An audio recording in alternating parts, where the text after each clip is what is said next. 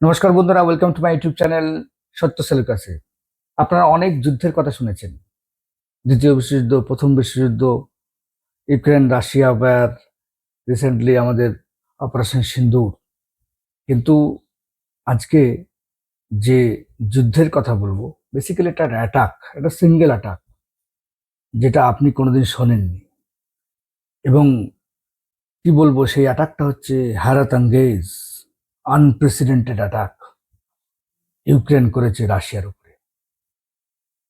আপনি অ্যাটাকের গল্পটা শুনলে আপনার লোম খাড়া হয়ে যাবে যে এটা কি ধরনের অ্যাটাক হয়েছে। হ্যাঁ, আপনারা শুনুন সেই অ্যাটাকের কাহিনী। আজকে আমি আপনাদেরকে ডিটেলসে বলবো। 1 জুন ইউক্রেন রাশিয়ার ভেতরে ঢুকে প্রায় 3,000-4,000 কিলোমিটার ভেতরে ঢুকে এয়ারবেসে হামলা চালিয়েছে। 4টি জায়গার উপরে হামলা চালিয়েছে। জায়গাগুলোর নাম হচ্ছে বেলাইয়া, ওলেনিয়া, দাজিলভো এবং ইভানভো। বেলেনিয়া তো 4,000 কিলোমিটার ভেতরে ড্রোনের মাধ্যমে অ্যাটাক করেছে। এখন আপনাদের প্রশ্ন আসতে পারে যে রাডার সিস্টেম তো রাশিয়ার অনেক উন্নত, ডিটেক্ট করতে পারল না। পারেনি, কারণ তারা এয়ার দিয়ে 4,000 কিলোমিটার ট্রাভেল করেনি। এটাই সবচেয়ে আশ্চর্যের ব্যাপার। কি করেছিল ইউক্রেন? এই অপারেশনটার নাম দিয়েছে স্পাইডার ওয়েভ, এবং 1.5 বছর ধরে এই অ্যাটাকের প্ল্যান করছিল তারা। কি করেছে শুনবেন। প্রথমে রাশিয়ার কিছু মানুষকে ঘুষ দিয়ে তারা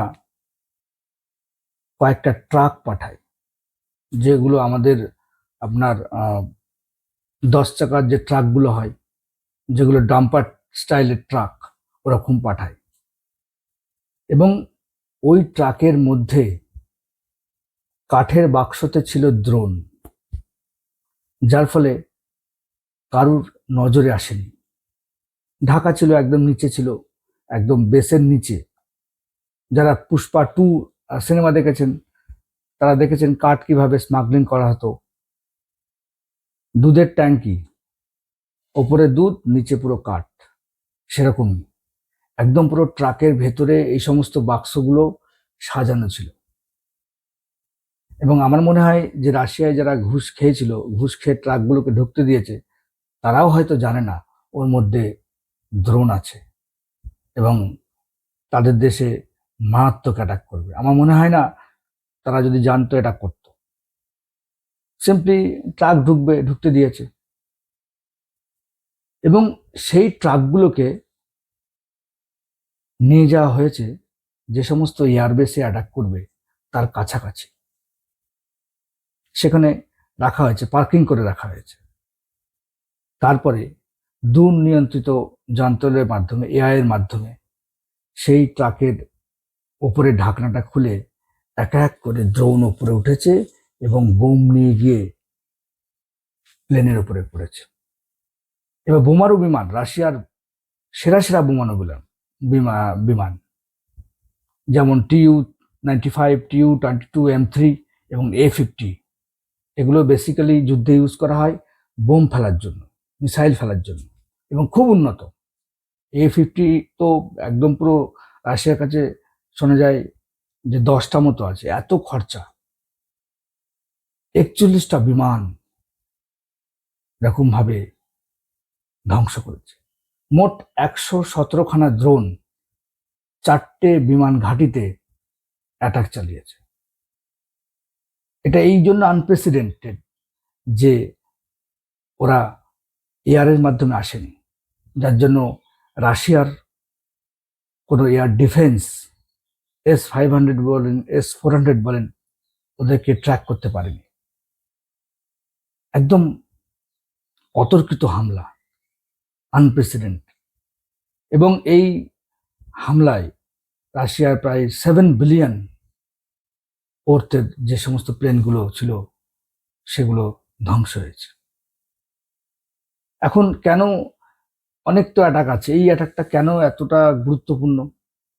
কারণ এটা এই জন্য গুরুত্বপূর্ণ যে আপনার কাছে বড় বড় মিসাইল, পারমাণবিক বোমা থাকলেও এখন যুদ্ধ হচ্ছে ড্রোনের মাধ্যমে, এবং এইভাবে স্মাগলিং করে ড্রোন পাঠিয়ে অ্যাটাক, আমার তো মনে হয় পৃথিবীর ইতিহাসে কোনোদিন হয়নি। আনপ্রেসিডেন্টেড, ভাবা যায় না। এটা একটা নতুন অ্যাটাকের দিগন্ত খুলে দিল। এতদিন জানতাম যে মানব বোমা গিয়ে শরীরের মধ্যে বোম নিয়ে গিয়ে বিস্ফোরণ ঘটায়। এখন দেখছি ড্রোন কিরকম ডেঞ্জারাস হয়। আপনি ভাবুন, আমাদের ভারতবর্ষ চারিদিকে বিভিন্ন দেশ আছে যাদের সঙ্গে ভারতের এরকম টেনশন অল টাইম থাকে। সেজন্য ভারতের ডিফেন্স ব্যবস্থা যেমন স্ট্রং আছে, ভারতের সার্ভাইলেন্স ব্যবস্থাকে আরো বেশি স্ট্রং করতে হবে। কারণ এই ধরনের অ্যাটাক সত্যি আনপ্রেসিডেন্টেড, এবং আমি তো বলবো এটা একটা নতুন দিগন্ত খুলে দিয়েছে যে এইভাবেও লড়াই করা যায়। আপনারা প্রশ্ন করবেন যে যখন ট্রাকগুলো থেকে ড্রোনগুলো বেরোচ্ছে তখন ওখানকার লোকাল লোকজন দেখেনি? হ্যাঁ, দেখেছে। ট্রাকে যখনই লোকজন অ্যাপ্রোচ করতে গিয়েছে সেগুলো হচ্ছে সেলফ ডিস্ট্রাকটিভ, আপনা আপনি ধ্বংস হয়ে গেছে, যার ফলে মানুষজন আটকাতে পারেনি। সেনাবাহিনী তো আটকাতে পারেইনি। এইভাবে 4টে এয়ারবেস রাশিয়ার ইউক্রেন ধ্বংস করেছে। সুতরাং এটা একটা নতুন যুদ্ধের অধ্যায়। আমি অবশ্যই বলবো এটা, এরকম ধরনের অ্যাটাক পৃথিবীতে কোনোদিন হয়নি, এবং এর পরবর্তীকালে এই ধরনের অ্যাটাক রক্ষার ক্ষেত্রে সার্ভাইলেন্স সবচেয়ে বড় জরুরি। সার্ভাইলেন্স যদি একটু কমা হয় তাহলে যে কোনো মুহূর্তে, যে কোনো সময় অঘটন ঘটে যেতে পারে। এর পরবর্তীকালে আমি মনে করি সমস্ত দেশ অবশ্যই সতর্ক হয়ে যাবে যাতে এই ধরনের অ্যাটাক না হয়। যুদ্ধ কোনো সমস্যারই সমাধান না, যুদ্ধে কেউ জেতে না, কিন্তু মানব ইতিহাসে যদি দেখেন, যুদ্ধ ছাড়া মানুষ এই পৃথিবীতে এক মুহূর্ত থাকেনি। সেহেতু আমাদের ডিফেন্স সিস্টেম যেমন উন্নত, তেমনি সার্ভেলেন্স সিস্টেমটাকেও আরো উন্নত করতে হবে যদি এরকম অ্যাটাক হয় তাকে রোখার জন্য। আমার ভিডিও ভালো লাগলে অবশ্যই লাইক করবেন। Thank you, tata, bye by.